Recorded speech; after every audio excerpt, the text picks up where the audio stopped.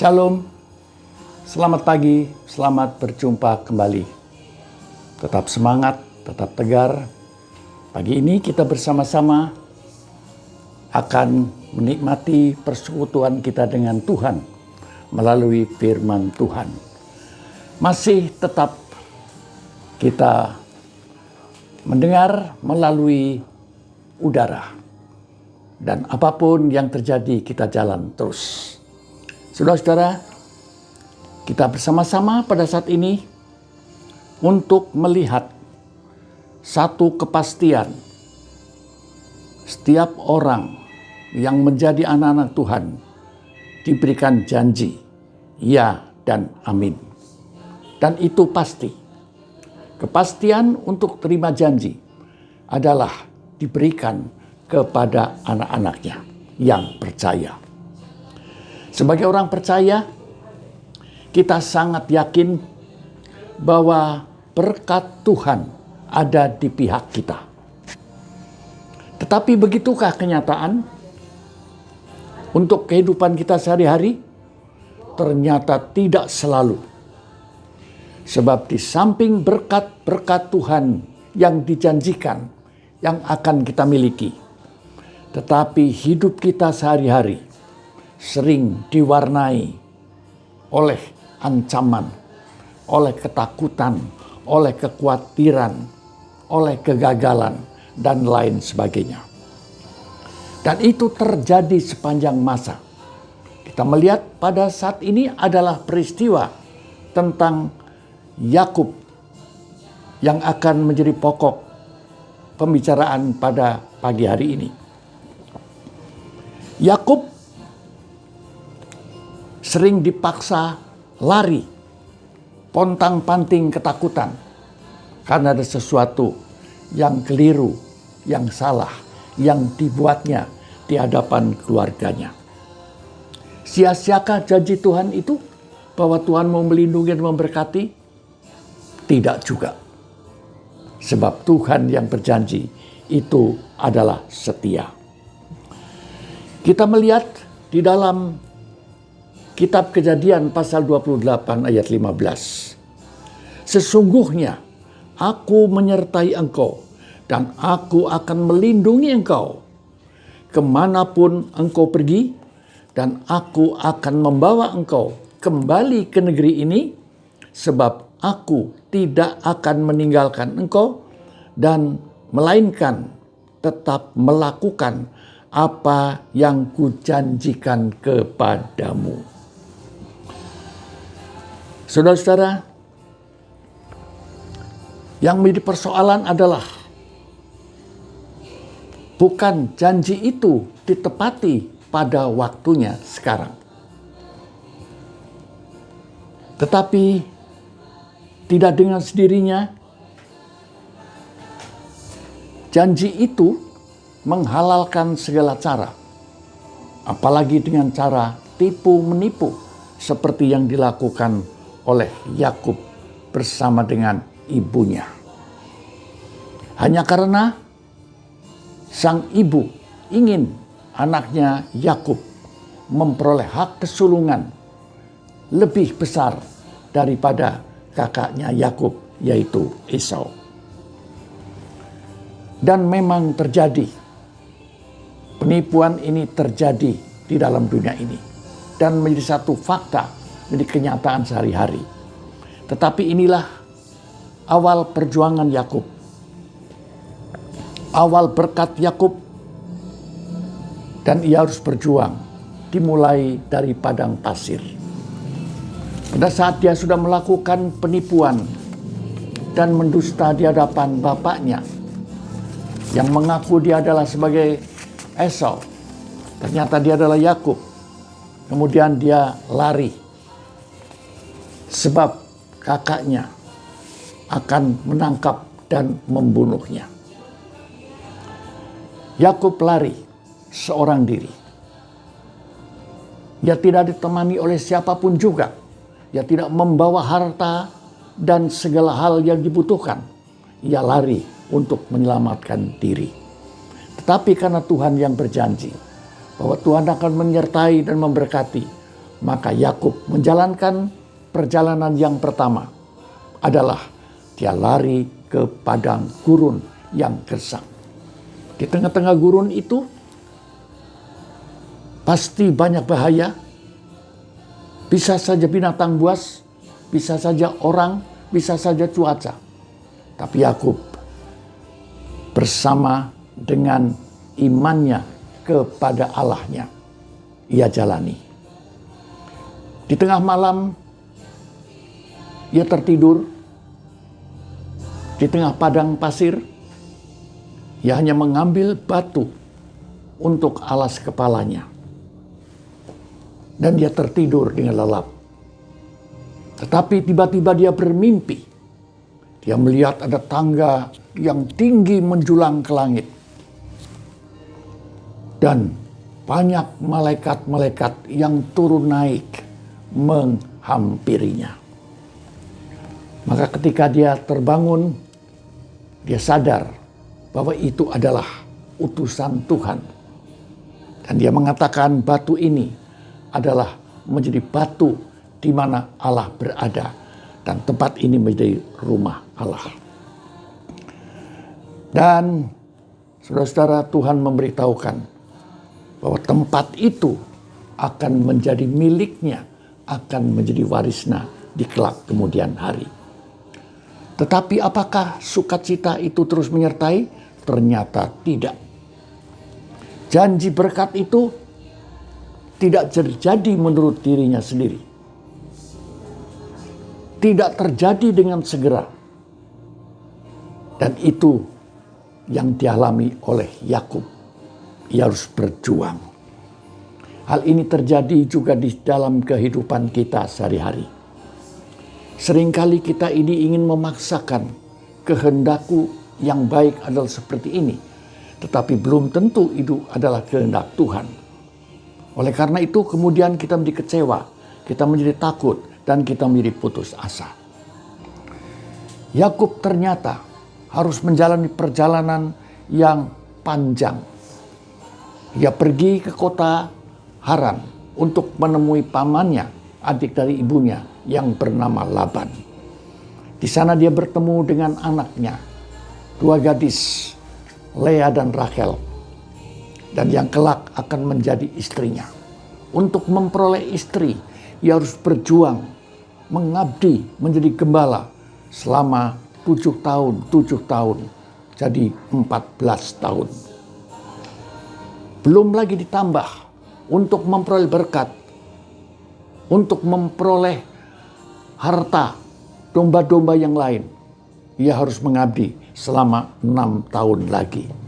Sehingga total menjadi 20 tahun ia mengabdi kepada Laban. Dan ia ingin pulang kembali ke tempat bapaknya. Sesungguhnya menurut kita dia puas, tetapi dia tidak merasa puas. Karena bukan itu yang menjadi keinginan Daud sepenuhnya, tetapi berkat yang dia inginkan. Ia ingin pulang untuk menemui bapa dan ibunya bersama dengan saudaranya. Ia pergi meninggalkan mereka 20 tahun. Meninggalkan kesan dan pesan pahit. Menyimpan satu kebencian dari kakaknya. Dan dia ingin pulang untuk menyelesaikan dan membawa damai sejahtera bersama dengan keluarga, dibawa pulang ke negerinya. Saudara-saudara, pergumulan Yakub masih panjang. Dalam perjalanannya untuk menemui saudaranya, ia harus melewati sungai yang disebut Sungai Yabok. Sungai Yabok itu adalah bagian daripada penghalang, perintang. Mereka harus menyeberang keluarga bersama dengan harta bendanya. Makna yang terkandung di dalam firman Tuhan yang kita lihat di dalam perjuangannya di Sungai Yabok. Di situ adalah perjuangan yang gigih. Berkat Tuhan tidak diterima dengan mudah. janji Tuhan tidak diterima dengan mudah, tetapi harus diperjuangkan. Pada waktu Yakub sudah menyeberangkan anak istrinya dan harta bendanya, domba dan binatang-binatangnya, ia menyeberang belakangan. Tetapi dini hari dia dicegat oleh seseorang yang menghalanginya. Maka terjadilah perkelahian di dalam air di sungai Yabok. Dan itu adalah Tuhan sendiri. Pada waktu Yakub tahu bahwa itu adalah Tuhan sendiri yang menghadangnya, maka Yakub meminta agar ia memberkatinya. Dan karena adalah Allah sendiri yang ada di tengah-tengah pergumulan itu, lalu Allah mengatakan, namamu siapa? Yakub. Ganti namamu. Jangan Yakub. Karena Yakub itu adalah penipu.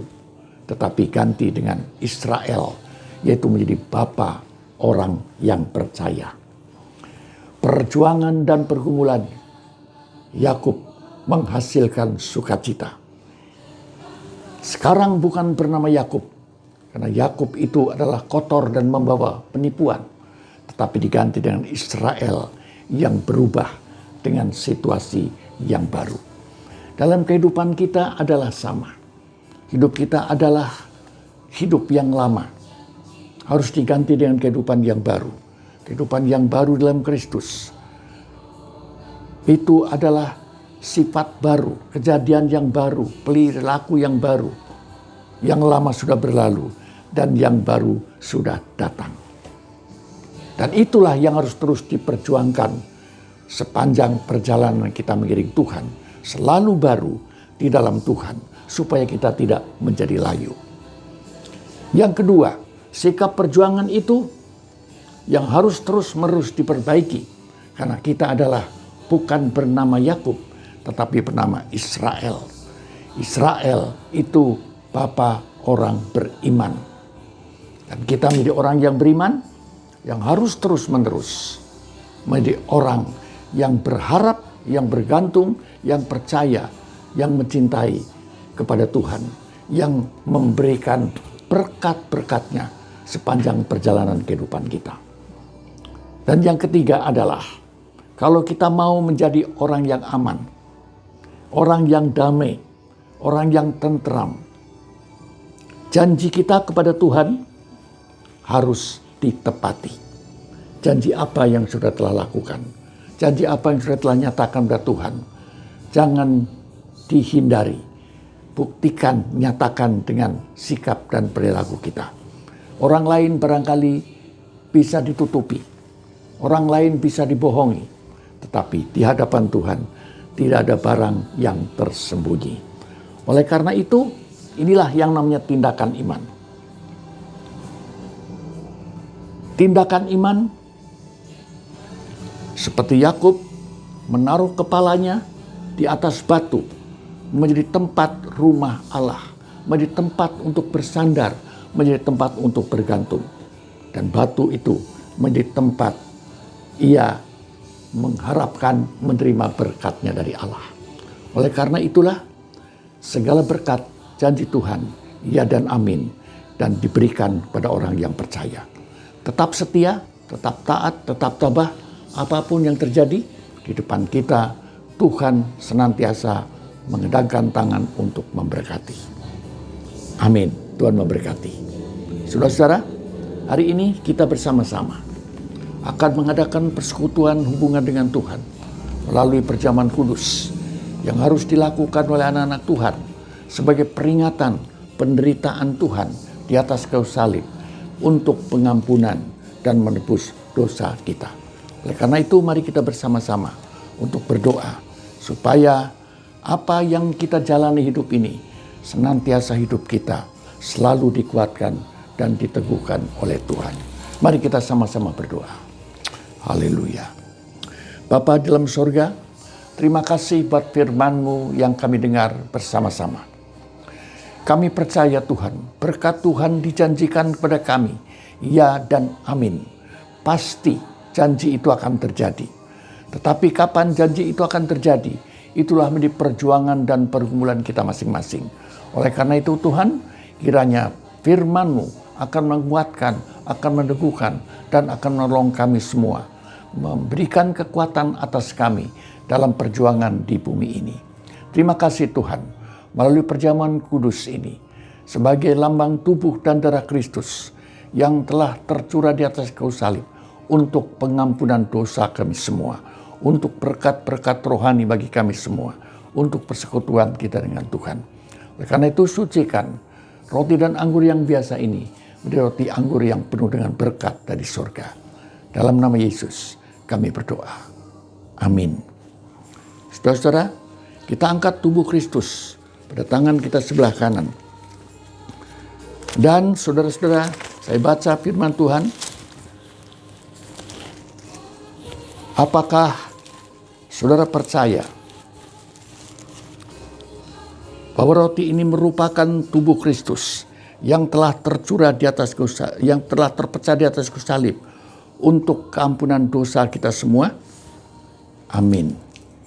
Dan firman Tuhan berkata, sebab apa yang telah kuteruskan kepadamu telah aku terima dari Tuhan, yaitu bahwa Tuhan Yesus pada malam waktu ia diserahkan mengambil roti, dan sesudah itu ia mengucap syukur atasnya dan memecah-mecahkannya dan berkata, inilah tubuhku yang diserahkan bagi kamu.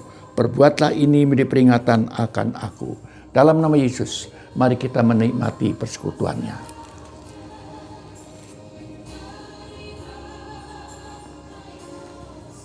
Terima kasih. Kita angkat cawan pada tangan kita sebelah kanan.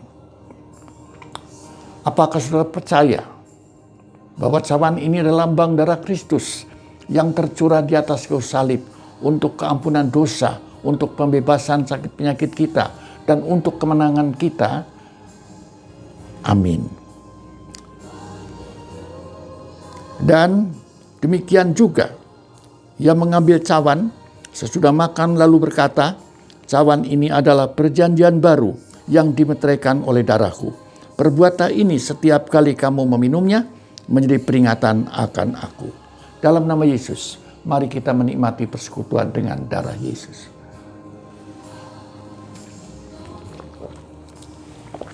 Terima kasih Tuhan Yesus.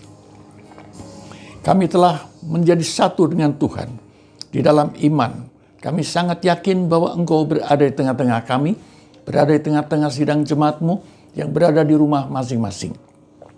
Melalui persekutuan dengan Tuhan, kami akan tetap setia sampai kepada akhir kehidupan kami, mengiring Tuhan, karena kami tahu Engkau menyertai kami sampai kepada akhir zaman.